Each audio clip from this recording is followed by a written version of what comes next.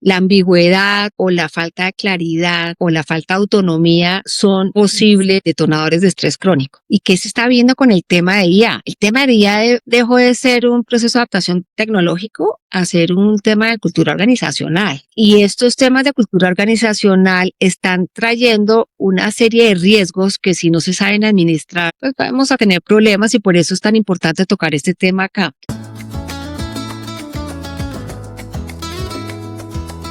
Hola, soy Claudia Giraldo. Esta temporada estoy con Ana Lucía Lenis. Esto es Buena Vida con Buena IA, el podcast donde te seguiremos contando cómo aprovechar la inteligencia artificial para simplificar la vida, recuperar tiempo y disfrutar lo que realmente importa.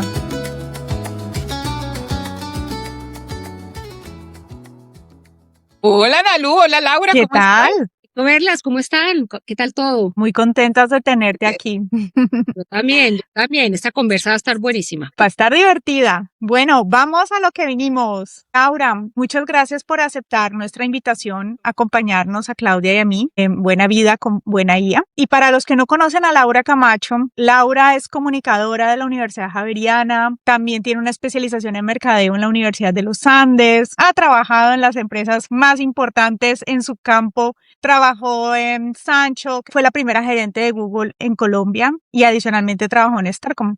Mejor dicho, check en el tema de superempresas. Y bueno, una gran líder en Colombia en todos los temas de marketing digital, de comunicación y en un proceso muy interesante además, Laura se empezó a certificar en temas de coaching y en temas especializados en salud y en burnout. Y ahora Laura es la presidenta y fundadora de una empresa que se llama Reset Now, que está enfocada en coaching en salud y en burnout. Y bueno, todos dirán, qué extraño, ¿no? Porque una mujer con esa trayectoria, con esa cantidad de cosas que ha hecho en el sector digital en Colombia, ¿por qué termina especializándose en temas de coaching y más aún en temas de burnout? Suena un poco como extraño.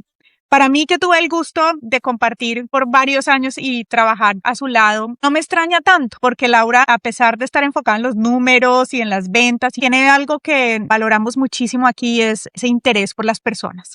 Pero Laura, cuéntanos un poquito de dónde vino ese cambio de enfoque en tu carrera y lo que te estás dedicando ahora. Bueno, Ana Lu, primero que todo, mil gracias por este espacio. Estoy muy emocionada de empezar a abordar estos temas que nos están abogando a todos. Mi historia, como bien dices, mundo corporativo, grandes ligas.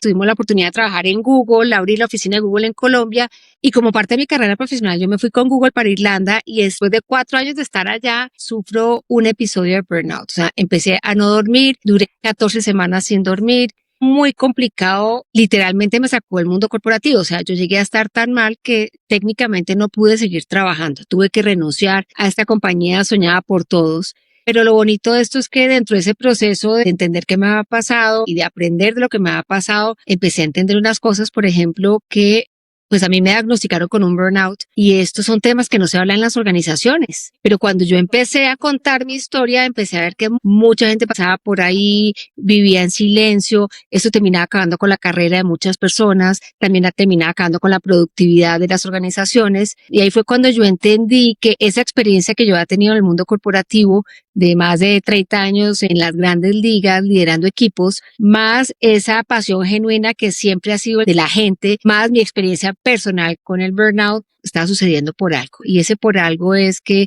yo tenía que poner todo ese conocimiento y devolverle un poco a la comunidad y tomo la decisión de dejar el mundo corporativo, de formarme en todo lo que es health coaching y burnout coaching y tomé la decisión ahí de dedicarme a esto. Entonces yo lo que hago hoy básicamente es trabajar con las empresas, ayudándoles a identificar oportunamente factores de estrés crónico laboral para poderlos intervenir oportunamente y evitar que la gente llegue a los límites, porque el mayor aprendizaje es que esto se puede prevenir. Entonces es inaudito que la gente tenga que pasar por esto simplemente porque no sabe cómo prevenirlo. Entonces a eso estoy dedicada, más a partir de esa unión entre mi experiencia, mi pasión y mi experiencia personal, no solamente la profesional. Oye Laura, burnout lo traducirías como quemarse, lo que llamamos nosotros quemarse. Quemarse, digamos, el nombre técnico se llama el síndrome de agotamiento laboral, pero yo decido no utilizar ese término porque lo que yo aprendí en mi proceso es que hay muchos factores que no tienen nada que ver con el entorno laboral que lo pueden a uno también tostar. Entonces, eso es básicamente un estado al cual llegan las personas cuando se exponen de una manera crónica al estrés y no tienen los mecanismos para recuperar esa energía y ese equilibrio que se pierde durante procesos estresores. Pero los estresores pues, son múltiples. Eso no solamente por la carga de trabajo o porque tenga uno un jefe ahí como que lo trata a uno duro. No, hay muchos factores y en mi caso personal, los detonadores no fueron del entorno propio laborales, sino de un entorno mucho más personal y familiar. Laura, a mí me pasa muchas veces que escucho en el ámbito laboral, como no, es que tengo burnout y todo el mundo tiene burnout, pero ¿cuál es la diferencia entre estar cansado pero no tener burnout o es lo mismo? No, buenísima la pregunta, Ana Luis. Creo que es muy importante hacer la diferencia. A ver, ¿qué es el burnout? El burnout es un estado de un agotamiento físico, mental y emocional que básicamente te sientes sin energía para nada. Hasta ahí uno no podría decir que uno tiene burnout, lo que estás agotado, ¿cierto? ¿Cuándo empieza a llamarse burnout? Cuando ese agotamiento te lleva a una segunda fase, que es la fase de la apatía o de la desconexión emocional. ¿Qué quiere decir eso? Es que estás tan cansado que te empiezas a desconectar de lo que es importante para ti. Entonces, si tú eres un muy buen profesional, ya te vale 5 el resultado de lo que estás haciendo. Si tú eres un muy buen miembro de familia, empiezas a abandonar tu familia y te empiezas a aislar, ¿no? Y empiezan ese tipo de comportamientos medio cínicos, ¿no? La nubecita negra, el que critica todo, el que ve todo mal, el que no ve sino el problema. Y eso empieza a generar obviamente problemas con tu entorno familiar, con tu entorno laboral también, con tus amigos. Y eso lleva a una tercera fase y es, claro, si estás agotado y te empiezas a aislar, pues eso tiene un impacto en la de tu vida y en la calidad del trabajo que estás entregando y empiezan unos sentimientos de frustración, de yo no pude con esto me quedó grande, empieza una cantidad de inseguridades que te llevan a la parálisis. Entonces, cuando tú llegas a un burnout, llegas a una parálisis en la cual no puedes tomar decisiones, no puedes actuar, no puedes ser funcional, no puedes resolver las pequeñas grandes cosas de la vida. Al revés, cuando tú estás estresado, tú estás movilizado, energizado, sobreviviendo. Pero cuando ya llegas al burnout, te paralizas y cuando las personas nos paralizamos, simplemente no somos funcionales. Eso es el burnout. Bueno, pero yo quería como devolverme un poquito, porque tú misma pasaste por un proceso de burnout. ¿Cómo fue ese proceso de salir de ahí y reinventarte y crear lo que es hoy en día Reset Now y que nos cuentes qué es Reset Now? Bueno, en ese proceso yo terminé pidiendo ayuda en la organización donde estaba trabajando en ese momento y a mí muy generosamente me dieron una licencia remunerada de 3 meses y yo empecé con todo ese proceso de recuperación. Lo primero era recuperar la energía física, porque acuérdense que yo no estaba durmiendo. Entonces vino todas esas intervenciones para volver a dormir sin medicamentos. Luego vino la importancia de volver a identificar un tipo de ejercicio que no me disparara los niveles de cortisol, que es la hormona del estrés, sino que lo pudiera manejar, un tema más de actividad física que de ejercicio. Entonces, por ejemplo, encontré en el senderismo una forma maravillosa. Me tocó cambiar la alimentación, porque si bien es cierto, la alimentación no tiene nada que ver con el burnout, y lo que tú comes sí te afecta el estado de ánimo. Entonces, yo tenía que salir de esa sensación, ese sentimiento como de depresión, al cual pues las variaciones de glicemia no ayudan. Entonces, tuve que cambiar mi dieta. Se llaman una dieta de bajo índice glicémico y era controlar muchísimo los carbohidratos que me disparaban la insulina. Eso, digamos, fue como la recuperación física, ¿no? Entonces, duré varias semanas en ese proceso. Después ya vino un proceso de volverme a conectar con la gente. Entonces empecé a hacer voluntariado y servicio social y me uní a un startup que trataba de acabar con el problema de soledad de las personas mayores. Saben que en Europa, y no solamente en Europa, en muchas partes del mundo, pero particularmente en Europa, la soledad de las personas mayores es un problema. Entonces me vinculé con ellos. Después empezó toda la práctica de la gratitud, pero llegó ese momento donde yo ya iba a volver a trabajar. Yo creí que ya estaba bien, ¿no? Y en ese momento que me fui a volver a reincorporar para trabajar, empecé a no dormir otra vez, lo que quiere decir que no me había curado del todo. Y ahí en un momento muy importante y es tener esa conversación difícil que uno tiene que tener con uno mismo, ¿no? Y es, oiga, ¿qué pasa? Y es entender que el tener que vivir como expatriada en esas condiciones, alejada de mi familia, alejada de todo lo que había sido importante para mí y mantener esas posiciones de alto liderazgo en esas condiciones era un tema que no era viable para mi momento de vida. Lo había sido, lo había podido manejar dignamente, pero es que la vida cambia. Yo acababa de vivir el fallecimiento de mi mamá, entonces era un momento emocionalmente muy duro para mí y yo tomo la decisión de renunciar y de lanzarme al vacío de la noche a la mañana. Y empezó ese proceso, yo dije, ok, cuando ya entendí ese proceso de resignificar mis posibilidades, porque claro, cuando uno está en esta oscuridad, uno la ve toda negra, pero vino un trabajo muy lindo con una persona que me ayudó y me dijo, venga, resignificamos todas las posibilidades que usted tiene. Yo estaba pues toda muy joven como para tirarme, entonces empezó ese proceso de qué posibilidades tengo yo de trabajo. Y en ese proceso de descubrimiento fue cuando yo logré conectar mi experiencia personal con el burnout, con mi experiencia profesional, con ese deseo realmente de ayudar a las personas. Entonces tomo la decisión de dedicarme a eso. No sabía qué iba a hacer porque pues imagínate, yo vendiendo publicidad digital y marketing digital, decido esto, pero pues apliqué, digamos, todo ese conocimiento y me empecé a preparar. Entonces me certifiqué primero como health coach, después me certifiqué como burnout coach, después empecé a contar mi historia y entonces empezaron las conferencias y alguien en las conferencias me dijo, mire, su mensaje es tan poderoso que no se quede ahí, porque usted no desarrolla una práctica alrededor de esto. Entonces monté la consultora y poco a poco fui desarrollando ese programa que es hoy, que básicamente es, yo tengo unos métodos para medir los niveles de estrés laboral en las organizaciones. Con base en esas mediciones, nosotros tratamos de entender qué es lo que lo detona. O sea, yo trabajo muy en el tema de prevención. Entonces, yo trabajo es en identificar qué es lo que lo causa. Y descubrí que los people managers tienen mucho que ver en la gestión del estrés laboral de sus equipos. Entonces, mi foco es ayudarles a esos líderes a entender que esas dinámicas de trabajo no están siendo funcionales, qué está generando estrés, qué podemos hacer mejor, simplemente para ayudar a bajar un poco el volumen. Ahora, si ya en esa intervención vemos que hay personas que necesitan acompañamiento, mi consultora también lo hace, pero estamos más focalizados en entender los estilos de liderazgo, en tratar de entender cómo le bajamos el volumen, cómo trabajamos mejor y de esa manera hacemos organizaciones más sostenibles. Y tú haces parte de muchas juntas directivas de varias empresas, además de tu trabajo en tu empresa. ¿Tú crees que ese problema lo están identificando? ¿Es algo que discuten en las juntas directivas de las grandes empresas? ¿O crees que todavía no es el tema? La respuesta es sí, no, de todo depende de la cultura organizacional de la compañía. Yo podría decir que gracias a la pandemia, este tema ya se empezó a hablar en las organizaciones porque la pandemia le pasó una factura a la salud mental de la gente bárbara. Entonces, a partir de la pandemia, esta conversación, esta preocupación por la salud mental y el bienestar mental ya es un tema que forma parte de la agenda de algunas de las organizaciones. Sin embargo, ¿qué he visto yo? Y es que todavía creen que eso es responsabilidad solamente del colaborador. Digamos que todo el esfuerzo está en mira, yo te doy el curso para que aprendas a manejar el estrés, ven, yo te doy el curso para que te autogestiones, pero nuestra postura es que esto tiene que ser un trabajo mancomunado entre las organizaciones y los colaboradores. La organización tiene una responsabilidad y esa responsabilidad es garantizar que el sistema en el cual la gente trabaja funcione y no sea tóxico y te permita crecer y no simplemente enfermarte. Y el individuo también tiene que aprender a poner límites y tiene que focalizarse en su autocuidado. Entonces, este tema tiene que trabajarse en los dos frentes.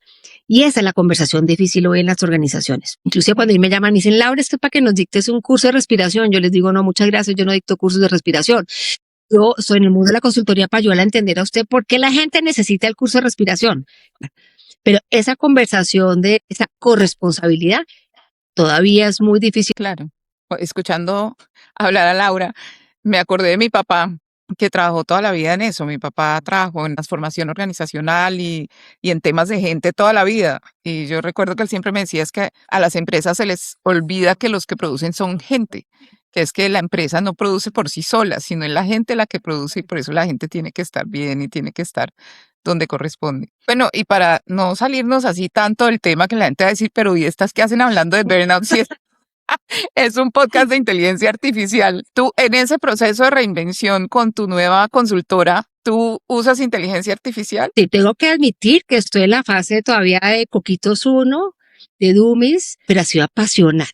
Digamos que comencé con las herramientas básicas que utiliza todo el mundo simplemente para facilitar toda la parte de investigación de lo que hago, la estructuración de las propuestas de valor, pero ya estoy entrando en una siguiente fase, ¿no? Entonces estamos en todo este proceso de exploración de una vez nos diseñamos, investigamos, hacemos la intervención, cómo le hacemos ese acompañamiento a las personas de una manera que sea escalable y ahí es donde viene todo este concepto de los agentes virtuales y ¿no? Los asistentes y los coach virtuales. Entonces estamos en ese proceso de ayudar a las organizaciones a desarrollar estos, digamos, instrumentos que nos permitan un acompañamiento mucho más personalizado a las personas, porque qué es lo que pasa con estos temas de estresores y es el papel aguanta todo, ¿no? Entonces llegamos, hacemos el diagnóstico, pero una vez que la persona sabe qué es lo que tiene que hacer, de ahí a que lo haga, pues hay un esfuerzo gigantesco, porque necesita acompañamiento. Uno no cambia hábitos de la noche a la mañana, uno necesita reforzar, uno necesita frecuencia, uno necesita repetición, y las organizaciones generalmente sueltan a la gente en ese momento. Entonces le hacen el diagnóstico,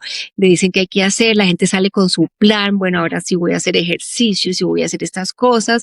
Y a la semana no hicieron nada. Entonces, por ejemplo, todos estos, llamamos coach virtuales, permiten seguimiento mucho más personalizado y acompañamiento a la persona, y permite detectar también cuando es necesario derivar esto a un especialista. Digamos, yo soy muy cuidadosa de no prometer que esto es un acompañamiento psicológico, sino es un acompañamiento de coaching que nos permite identificar oportunamente si la persona necesita una intervención ya ¿no? de un psiquiatra, de un psicólogo, porque pues estamos hablando de la salud mental de la gente. Entonces digamos que ese ha sido como mis avances con el tema de la IA, pero el tema de recursos humanos, pues la aplicación es toda. Todo lo que estamos viendo en este momento es maravilloso, no solamente en la parte pues de automatización de procesos que obviamente son muy importantes, sino digamos lo que hemos avanzado en todo lo que es la lectura de data para poder tomar decisiones mucho más oportunas y mucho más eficientes y asertivas en este momento.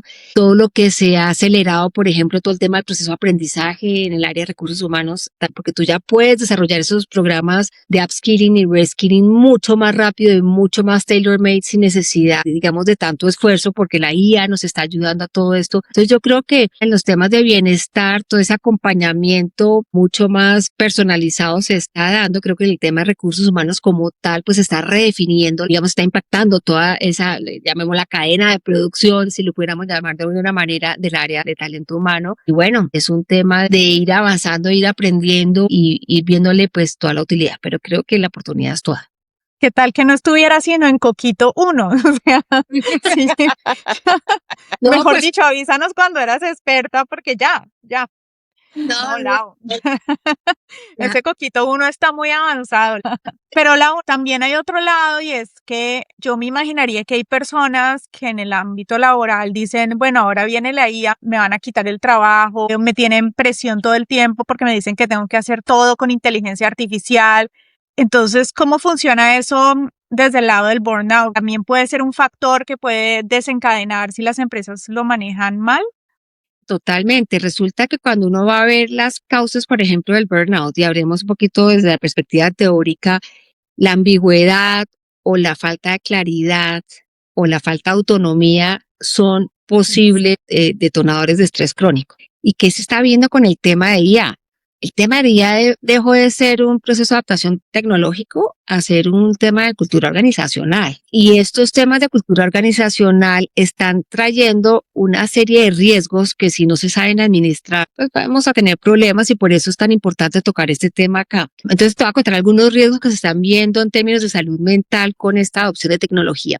La primera es la que nosotros llamamos la hiperaceleración del trabajo. ¿Qué quiere decir con esto? Obviamente, si ya estás utilizando herramientas de inteligencia artificial, ¿qué se espera de ti? Pues que se aumentan las expectativas, que respondas más rápido, que en teoría la calidad de trabajo que tú estás haciendo sea mejor, que los tiempos de respuesta sean menor, que estés disponible permanentemente, porque supuestamente te va a liberar tiempo para hacer otras cosas. Entonces empieza ese gran fenómeno de la hiperaceleración, pero el ser humano necesita un tiempo adaptativo para poder estar ahí. Otro tema que se está viendo, lo que llamamos nosotros la dependencia cognitiva, y es que la gente se empieza a volver perezosa para pensar, porque obviamente hace clic y brácate, le sale todo. Y hay una gran preocupación por qué va a pasar con el pensamiento crítico detrás de todo lo que se está haciendo, ¿no? Con ese esfuerzo realmente de estructurar y de pensar y de poner y fijar una posición sobre lo que se está haciendo. Y eso obviamente hace que, aunque no lo creamos, que la gente empiece a perder confianza en sí misma. Porque antes tú hacías el ejercicio mental o creativo de desarrollar las cosas, ahora te lo saca cualquier herramienta que tú utilices, y esto automáticamente, en vez de reforzar esa seguridad en las personas, los vuelve mucho más inseguras. Luego vienen fenómenos como la comparación social, ¿no? Hay una presión por aprender rápido, por no desactualizarse. De hecho, hay un concepto que salió ahorita que se llama la ansiedad de obsolescencia, y es, ya nos da miedo a nosotros ser obsoletos. lo que yo aprendí hoy ya mañana ya pasó. O sea, nunca antes la tecnología había avanzado tan rápido, de tal que todo ese esfuerzo que tú haces para desarrollar esas habilidades se empiezan a volver obsoletos muy, muy rápido. Entonces, si te das cuenta, todos estos temas de la aceleración en la forma que estás trabajando, en la percepción de que ya no tienes el control porque hay un tercero que empieza a ejercer ese control, esa presión a no volverte obsoleto y estar al día, se convierten, sin darse uno cuenta, en estresores crónicos laborales. Entonces, este tema de la adopción de estas tecnologías y de la velocidad y de cómo las organizaciones lo están haciendo, mira, hoy en día solamente el 25% más o menos de las compañías están adoptando esto, pero la gente no sabe cómo hacerlo. La gente no sabe cómo meterlo en la operación diaria, no sabe cómo modelar, no sabe cómo poner objetivos. Todo este tipo de cosas está generando mucho estrés en la gente y esto replantea mucho el rol que va a jugar recursos humanos en todo esto, en entender que la adopción de temas como la IA no son al final del día una adopción de tecnología, sino son un proceso adaptativo que está generando temores en la gente, que está generando unos sentimientos de frustración que si no se canalizan bien, en vez de acelerar la adopción, la va a frenar. Eso me acuerda mucho, oyéndote hablar de algo que hablábamos una vez con un invitado que nos decía, es que igual si usted le mete inteligencia artificial a un proceso mal hecho, pues le sale algo malo más rápido. Claro. Entonces, pues creo que eso le plantea muchos desafíos, no solo a recursos humanos, sino a la compañía misma y a la gerencia de la compañía, de cómo revisar sus propios procesos y adaptarse con base en lo que la IA puede sumar al proceso, pero no reemplazar simplemente con una herramienta tecnológica y traerlo a un proceso que no funciona. Claro, y aquí el tema del pensamiento crítico que debe haber detrás de todo esto. O sea, si tú le metes mal los prompts, vas a terminar basura, ¿no? Si le metes basura, vas a salir con basura. El tema es que necesitas el pensamiento crítico, no solamente para planificarlo, sino para entender que lo que te está arrojando puede ser no lo correcto. Y entonces nos focalizamos mucho en aprender la tecnología, ¿no? Y escribir los prompts y todo, pero estamos dejando a un lado el pensamiento crítico de la gente. Entonces aquí un llamado es, esto es una herramienta. El pensamiento crítico que hay detrás de esto no se sustituye con la IA. Es más, debe ser mucho más asertivo y en las universidades cuando estamos formando a la gente debemos ir reforzando este tema del pensamiento crítico detrás del uso de la tecnología. La tecnología en sí no es ni mala ni buena, es el uso que tú le estés dando. Entonces aquí la invitación es a, esto es un proceso adaptativo que está desplazando algunas habilidades que eran requeridas en el mundo laboral y que si no recogemos, pues nos vamos a enfrentar a experiencias que no van a ser del todo positivas ni enriquecedoras ni para las personas ni para el entorno laboral. Lau, ¿y tú cómo ves el tema de los empleadores? Porque hablamos mucho del área de recursos humanos, pero también están los directivos, ¿no? Que son los que finalmente toman las decisiones. ¿Crees que ellos están entendiendo esto? ¿Hay algunas recomendaciones que tú les hayas dado, que puedas compartirnos o algunos tips a estos gerentes que están hablando de inteligencia artificial, que están sentados con el equipo de recursos humanos, con toda su directiva? ¿Qué podría hacer uno como un primer paso para pensar mejor el tema y entender que no es darle una kit de sobrevivencia al empleado, sino que realmente es un acompañamiento y un proceso de ambos lados? Mira, yo creo que lo primero es entender que esto no es un tema, como les decía al principio, de tecnología, sino es un proceso de cultura organizacional. Y la cultura requiere varios elementos. El primero es que tú tienes que entender el para qué y por qué estás utilizando lo que estás utilizando. Creo que parte del error que se hacen los directivos es empujar la tecnología, pero no crear las condiciones para que la gente entienda por qué esto es importante para el negocio, sino es la tecnología por la tecnología, ¿cierto? Úsela, pero ¿para qué? ¿Por qué? Entonces, hay un tema de comunicación y de validación de por qué estamos haciendo esto y por qué esto es importante para la organización y tener muy claro el para qué, que muchas veces estamos viendo que simplemente empujan. Es más, le dan a la gente de tecnología la responsabilidad. El otro tema tiene que ver con modelar con el ejemplo. Es decir, los primeros que tienen que hacer adopción de IA son los líderes, no es el resto del equipo. Es más, uno debería empezar en cascada el proceso adaptativo de adopción de la IA en las dinámicas, porque si los líderes no la usan y no entienden las barreras culturales que uno va a poder tener cuando va a adoptar esa tecnología y si no tiene claridad de cómo va a dirigir el uso de esa tecnología, pues va a ser muy difícil que el resto del equipo lo adopte. Y tercero, yo creo que sería tener muy claro que esto es un viaje, esto no es un destino. Si hay una generación que vivió procesos de adaptación, creo que es la nuestra. Cuando yo empecé a trabajar no habían computadores en las oficinas. Y la única manera de adaptarnos fue usándolos y entendiendo el beneficio de lo que estábamos haciendo. Entonces, más allá de tratar de empujar el tema, yo diría a los líderes, sean ustedes los primeros usuarios. Si quieren, háganlo en un entorno controlado para no exponerse frente a sus equipos, porque eso es otra cosa que encontraba. Imagínate, a los líderes les da pavor admitir que no entienden de este tema. Sí. Claro. Las caras no, todo el mundo vamos a empujar todo esto y resulta que es que todos estamos igual de perdidos. La única manera de aprender esto es cacharreándole al tema y no solamente los temas de formación. Entonces aquí la recomendación para estos temas es comencemos realmente a entender para qué lo estamos usando, reforcemos el tema de comunicación, entendamos que esto es un proceso adaptativo como cualquier proceso adaptativo de generación de cambio, abórdenlo como toda una estrategia de cambio dentro de una organización, así como cuando hacen fusiones, meten toda una estrategia de generación de cambio. Esto es una generación de cambio y esto requiere los pilares de una generación de cambio y sean sinceros con sus equipos. Uno no la tiene que saber todo. Y también uno puede empezar a compartir como casos de éxito. A veces surgen procesos donde usando la inteligencia artificial el equipo llega a un resultado súper interesante y se puede compartir con otros equipos, como aprender y como dices, es una evolución, es un tema que va cambiando permanentemente, pero bueno, sí, perder el miedo. A mí creo que eso me asusta un montón cuando tengo que hablar con un montón de gente que maneja muchísimo mejor la tecnología y es como, bueno, pero ¿qué les voy a enseñar si ellos saben 10 veces más? Pero cuando ven un poquito de interés o como ven que uno al menos está tratando, independientemente de la edad, o de lo bueno que sean temas tecnológicos, la gente aprecia eso y siente que hay una conexión. Así que no importa, no hay que ser el experto. Como tú dices, hay que empezar con coquito uno, pero la gente valora eso en los equipos de trabajo. Claro, de hecho, uno siempre va a encontrar en los equipos a esos early adopters, ¿no? Esos que se le miden a todo. Una de las cosas que hemos visto que han sido prácticas súper positivas es identificar esos adoptadores iniciales y soltarles pequeños retos. Y el reto puede salir muy bien o puede salir muy mal y no importa, porque lo que importa es que aprendimos en el proceso y tener esa cultura de, digamos, ganar o perder rápido y aprender del proceso y evolucionar, ¿no? Es una mentalidad muy de cómo hacen los emprendimientos hoy en día y es el famoso de métasele rápido, fracase rápido y aprenda rápido y muévase, ¿no? Eso mismo en los procesos de generación, digamos, de tecnología funciona muy bien.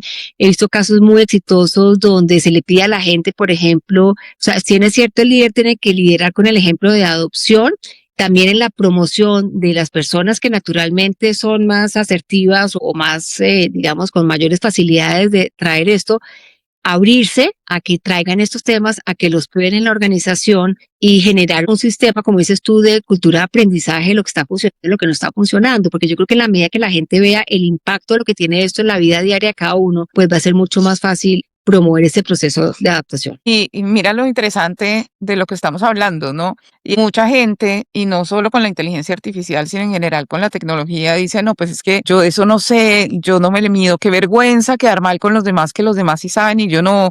Y resulta que, mira, aquí estamos tres mujeres que hemos trabajado en la industria de tecnología, que estamos diciendo, nosotros también estamos haciendo nuestros primeros pasitos, ¿no? Pasitos. Y le estamos ayudando a los demás en lo que es el cambio de la implementación como tal, pero nadie tiene todas las respuestas. Esta es una tecnología que es tan nueva que es normal no saber y si la gente no le cacharrea y no intenta, pues no lo va a aprender. Tiene que haber esa cultura de aprendizaje de la que tú hablabas. Exactamente. Y con eso que tú estabas contando justamente de todo lo que una compañía tiene que hacer para que esto sea exitoso, desde el punto de vista de un empleado, eso suena abrumador. Entonces, ¿cómo hace una persona cualquiera como nosotros que llega a una organización que está apenas empezando a implementarlo? Algunos tendrán la suerte de tenerte a ti como consultora, otros no.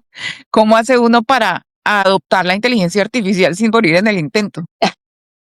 Bueno, y digo, desde mi experiencia, la única posibilidad es ponerse unos pequeños retos y empezar a utilizar las herramientas y tratar de resolver esos pequeños retos de a poquito, o sea, no abrumarse, no pretender pues que mañana voy a hacer una analítica de datos y una técnica proyectiva, a partir de ya algún día llegaremos a ese tema, pero comenzar a resolver los temas de uno, los temas cotidianos y uno le va ganando confianza, por ejemplo, programar un viaje.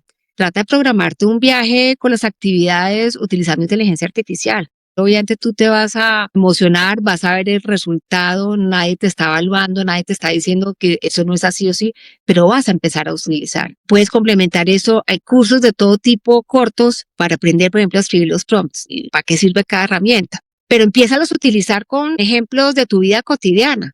Cuando uno ya empieza a aplicar eso a la vida cotidiana, empieza uno a ver las maravillas de lo que se puede hacer. Yo, como te digo, yo empecé a más utilizar las 3 herramientas básicas, ¿no? Yo utilizaba Gemini, Claude y ChatGPT, las versiones gratuitas. Yo ni siquiera empecé pagando, pues, las versiones estas. Y a las 3 herramientas le ponía el mismo reto y empezaba a entender cómo pensaban esas herramientas y cómo empezaban a aprender de mí. Luego ya empecé a utilizarlo para cosas de mi trabajo. Al principio, por ejemplo, yo escribí un libro, lo primero que hice fue meter todo el script de mi libro para que me dijeran con base en unos objetivos que yo quería, ¿no? Qué tal desfasada está. Y yo, sorprendida, uno en particular fue tan asertivo lo que me dijo y me regañó, le faltó esto, y no sé qué. Aquí se sobregañó. Regañada por la AI. Pero ahí cuando ya empecé a entender obviamente había cosas que yo lo había hecho intencionalmente y que obviamente la inteligencia artificial no tenía por qué saber que había una intención porque yo no le di la instrucción pero empecé a utilizarlo para mi libro y casi que la revisión del contenido de mi libro y de la estructura de mi libro utilicé estas herramientas básicas. Y luego ya empezamos un poquito al diseño de los talleres y las intervenciones donde yo empecé a subir la información. Yo no he dado ese paso todavía a tener mi asistente personal, próximo reto que tengo, pero ya empecé a investigar un poquito de cómo acompañar a mis clientes, entonces ya tengo vistas 3 o 4 soluciones distintas para migrar a ese coach digital. Entonces, tú te empiezas a encarretar y te empiezas a hacer preguntas, ¿yo podría hacer esto con IA? Y si la respuesta es sí, pues es lo más maravilloso. Entonces, yo creo que el hacerse las preguntas, yo podría hacer esto, yo podría ganar tiempo acá, podría ser más asertivo, podría acceder a... Y cuando la respuesta es sí, automáticamente te lleva entonces mi recomendación es no empiecen con física cuántica, empiecen con las cosas cotidianas, como planear un viaje, como mejorar el trabajo, como que le revisen un correo o una presentación que van a hacer, y es la forma de empezarse a acercar poco a poco. Y esto es como una caja Pandora, ¿no? Cada vez que uno conoce algo, entonces le hablan a una otra herramienta, entonces empieza uno a estudiar, que eso es un poquito agobiante también, que eso es otro problema, la IA, que se empieza uno a agobiar porque hay tanta cosa disponible que uno no sabe, ¿no? Entonces, como que el link, y el link lo manda a otro link, y el otro link lo manda a otro link. Entonces, también hay que tener muy presente el objetivo que uno tiene para cuando se empiece a desviar en la profundización, pueda uno regresarse y no agobiarse en lo que está encontrando, porque esto es un universo infinito que vas a poder encontrar todo tipo de soluciones, pero la invitación es no te agobies, empieza con lo cotidiano de tu vida y se te irá mostrando el camino. Eso es impresionante. Y el mensaje aquí es que todos estamos igual de perdidos, no se preocupe. O sea, Sí. yo creo que a menos de que seas tú alguien experto en analítica de data, en ese tipo de cosas, pero para lo que es el uso cotidiano de personas como nosotras, la única manera es empezarle a cacharrear. Esa ha sido mi experiencia. ¿Me gustaría ir más rápido? Claro, la quisiera tener yo toda más claro, pero cada vez que me da el afán de empezar a aprender más rápido, me acuerdo el viaje que nosotros vivimos donde fuimos una generación donde no había computadores cuando comenzamos a trabajar y estamos hoy acá siendo totalmente funcionales con el uso de tecnología. Entonces, sí se puede. Y va a tomar un tiempo y cada uno debe ir a su ritmo y no importa. Y ese concepto de la obsolescencia, que es uno de los grandes temores, no va a ser obsoleto o va a perder el trabajo. Más bien, refuercen ese pensamiento crítico que eso no se puede reemplazar con IA. El pensamiento crítico no se puede reemplazar. El criterio no se puede. La información sí, el cómo organizo la información, pero el criterio no se puede cambiar. Claro, y yo creo que eventualmente esto se va a volver como algo muy natural, ¿no? Como Internet. Uno no le pregunta a nadie si sabe usar Internet. Pues sí, la gente lo sabe usar. La inteligencia artificial probablemente va a hacer lo mismo. Y pues lo que decías tú que es importantísimo, ¿no? Es la herramienta que está al servicio tuyo, no tú al servicio de la herramienta a ver qué tan rápido vas. En estos días le comentaba a Joana Lu que estuve en una conferencia y me encontré con la invitada que tuvimos en el podcast, que es invidente. Y ella me contaba, ella lo usa realmente para todo y hablaba también de eso, la importancia de que la inteligencia artificial lo conozca a uno, ¿no? Entonces me contaba que ella usa uñas postizas, porque pues no se puede hacer el manicure ella misma, y se le cayó una, y entonces dijo, ahora, ¿cómo hago? Porque pues yo no veo. Entonces abrió su herramienta de inteligencia artificial y le dijo, usted sabe que yo no veo, entonces guíeme a dónde está la uña, yo le voy a poner mi mano al lado del lente y usted me va diciendo y puedo encontrar la uña para volvérsela a pegar. Y me pareció fantástico porque es una analogía perfecta de cómo es algo que si uno lo sabe utilizar y lo alimenta bien, pues está al servicio de uno. tal Sí. cual. Pero también en el tema del pensamiento crítico que decía Laura, también es interesante ver muchas personas, pensadores, filósofos, técnicos que están también empezando a jugar con la inteligencia artificial en un modo muy crítico, como, bueno, voy a experimentar, le voy a poner retos. Había una en un video que vi esta semana donde decían, le dimos un dinero a la inteligencia artificial para que se lo gastara y le dimos una orden que comprara unos clips y resultó gastándose pésimamente el dinero. Y también mostraba un poco en ese modo crítico de cómo también tenemos que pensar y razonar un poco cuáles son las instrucciones que damos, cómo las herramientas tecnológicas pues pueden también cometer errores que si realmente no entendemos el proceso, pues nunca vamos a poder explicar ni nunca vamos a poder tener una idea crítica de qué es lo que está pasando. Y puede ser un poco menos aterrador, porque cuando uno no entiende y simplemente cree que todo lo que sale ahí como un resultado es la verdad definitiva y uno no entiende cómo se llegó a ese resultado, pues puede ser un poco aterrador también. Exacto. Sí, entonces por eso digo que uno de los retos que supone toda esta adopción es cómo desarrollas esa forma de pensamiento, ese criterio. Eso se tiene que reforzar, porque obviamente pues va a ser más fácil hacer clic y que salga todo, pero el criterio no te lo van a reemplazar. Entonces, aquí el reto para las organizaciones y para las personas es cómo refuerzas esas habilidades de pensamiento, esa estructura mental de saber cómo se organiza la información, ese pensamiento crítico, qué es lo que yo estoy buscando, cuáles son los objetivos que estoy persiguiendo, esto me lleva acá, sí o no. Ese pensamiento, yo creo que va a ser un rol de los líderes de equipos y centrarlos, ¿no? De el para qué, por qué estamos haciendo esto, nos está acercando, qué estamos aprendiendo.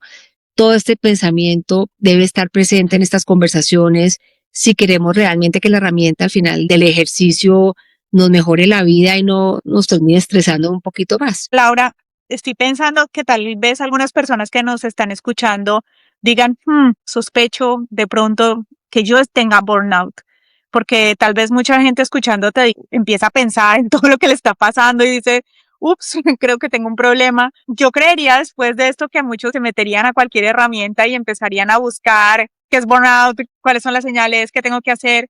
¿Qué consejos le das a estas personas que se están quedando como con esa duda? ¿Cuál crees que sería como la mejor recomendación? Bueno, lo primero es tener muy claro el tema de los síntomas. Tiene que haber ese agotamiento físico, mental y emocional, tiene que haber esa apatía o esa desconexión emocional y tiene que haber ese sentimiento de frustración y de casi de llegar a la parálisis, ¿cierto? Para realmente definir si estoy atravesando o no estoy atravesando por un burnout. Y además que tiene que sentirlo de forma constante, ¿no? Uno tiene momentos de estrés que agotando si quieren no levantar. Eso no quiere decir que uno está con burnout. O sea, la frecuencia o el tiempo de la permanencia, los síntomas es lo que nos va a decir a nosotros.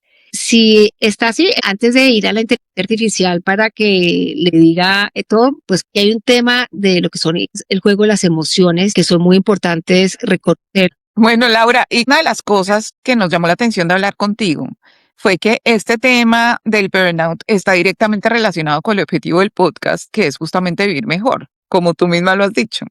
¿Tú crees que en un futuro, digamos en unos años, la inteligencia artificial pueda tener un rol también en que vivamos mejor? ¿O cómo te imaginas tú ese mundo con inteligencia artificial dentro de unos años? Yo creo que sí, yo creo que las oportunidades son todas y te voy a decir por qué. Si nosotros logramos que la inteligencia artificial sea la herramienta que nos permite automatizar muchos procesos, que nos permite de alguna manera liberar mucho tiempo del que hoy en día gastamos haciendo todos los procesamientos que tenemos que hacer para poderlos invertir en nosotros mismos, en nuestro bienestar, en conectar con la gente que queremos, en el tema del autocuidado, pues la inteligencia artificial va no solamente a jugar un rol de liberarnos ese espacio que necesitamos para dedicarnos a otras cosas que nos generan equilibrio, pero el uso de la inteligencia artificial también puede ser un elemento que puede acompañar muchos procesos que hoy en día no tenemos la capacidad de acompañar, ya sea por costos o por estructura o por dificultad para la escalabilidad. Lo que yo te comentaba,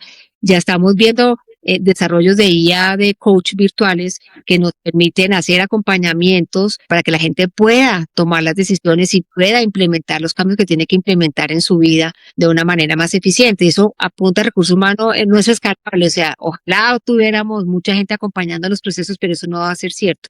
Entonces yo diría que juega un doble rol, ¿no?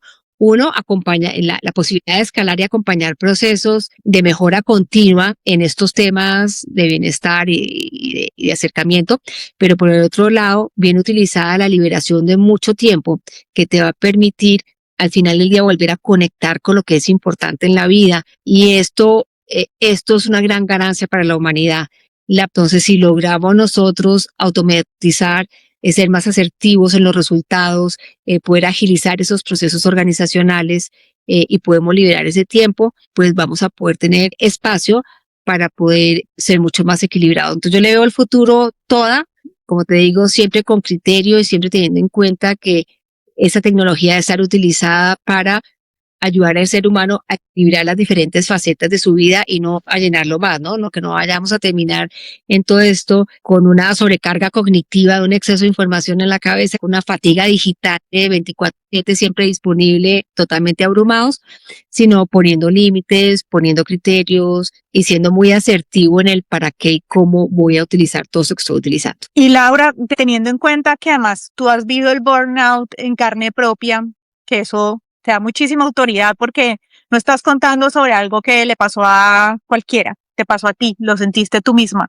Y todo tu conocimiento de tecnología, por supuesto, creo que hemos entendido muy bien por qué era importante hablar de burnout y la inteligencia artificial, sin duda. ¿Tú tienes alguna recomendación para las personas que nos están escuchando sobre algún libro, alguna aplicación, algún show, contenido que sea interesante y que digas, yo les recomiendo que le den una mirada, sin estresarlos porque hemos hablado de que la inteligencia artificial es un montón de información, pero siempre un tip es bienvenido, ¿no? A ver, la conexión entre el burnout y el tema de inteligencia artificial todavía está por estudiar. Digamos que estamos en una etapa muy temprana.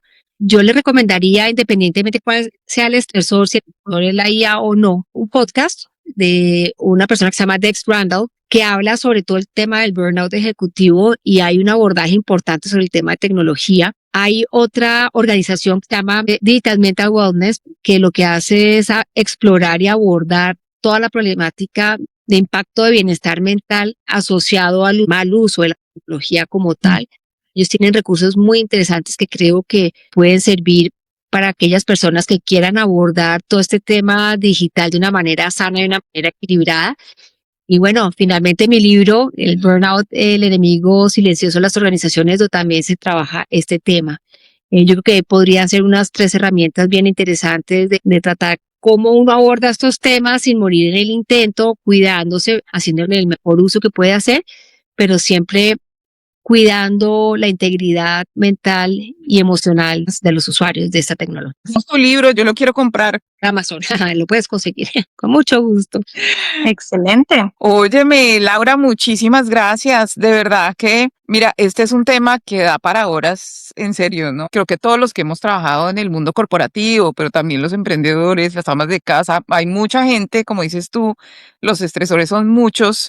Hay mucha gente que se sentirá identificada con lo que hemos hablado y qué bueno que sepan un poquito más sobre qué son como esas cosas que se pueden hacer, en qué pueden empezar a pensar, los tipos de apoyos que hay. Así que me encanta haber podido tocar este tema contigo y reforzar lo que hemos reforzado muchas veces, que la inteligencia artificial pues es un apoyo que nos puede magnificar muchas de las cosas maravillosas que hacemos, pero que no reemplaza, ¿no? No reemplaza el trabajo que las organizaciones tienen que hacer, no reemplaza el rol de los líderes en esta implementación de este cambio como en cualquier otro, no reemplaza el contacto humano. Hay gente que está hoy en día buscando amigos y novios de inteligencia artificial, ¿no? Que no los retan y entonces quitan esa experiencia humana.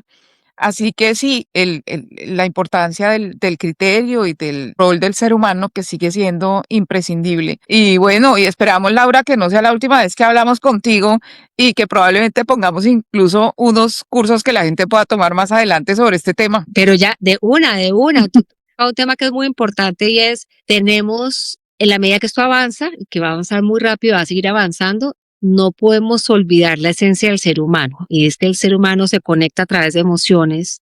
No podemos negar esas emociones, tenemos que reconocerlas y gestionarlas bien para que de alguna manera podamos avanzar paralelamente en esta aventura maravillosa, esta revolución tecnológica pero recordando que estamos hablando de seres humanos, de no perder los vínculos afectivos, de no perder las relaciones, de ser muy cuidadoso de proteger la esencia del ser, y el ser es un ser relacional que necesita de otros para que le vaya bien. Y es lo que nos va a hacer mejores líderes, pero también mejores empresarios y mejores padres y mejores todo. Sí, no olvidarse de esa parte. Así que de verdad, muchas gracias, Laura, por abrirnos tu corazón y tu conocimiento, porque ambos son un complemento y no es fácil uno contar una experiencia que es difícil, ¿no? Y que te impactó en tu vida personal, familiar, que te hizo cambiar de trabajo, pensar en hacer otras cosas, pero a la vez creo que va a ser muy inspiradora para muchas personas y eso es lo que estamos también tratando de hacer, ¿no? Así que gracias de nuevo por compartir todo esto con nosotras. No, muchas gracias por el espacio. Qué proyecto tan bonito el que tienen ustedes de abrir estas conversaciones francas desde muchos puntos de vista, pero lo necesitamos para poder acompañar este proceso de transformación. Mil y mil gracias, me encantó conversar con ustedes. Bueno, y a todos ustedes, muchísimas gracias nuevamente por estar con nosotros en otro episodio de Buena Vida con Buena IA. Seguimos en este camino muy emocionante de explorar los usos de la inteligencia artificial, viendo siempre el lado con el que hay que tener cuidado, pero también explorando ese lado maravilloso de lo que podemos llegar a hacer con el apoyo de la inteligencia artificial. Así que, bueno, no se olviden suscribirse para que les lleguen las alertas de los nuevos episodios. Y si ustedes son uno de estos casos de uso interesante de la inteligencia artificial, no duden en contactarnos, que nos encantará hablar con ustedes. Nos vemos en el episodio que viene. Hasta luego. Adiós. Hasta luego.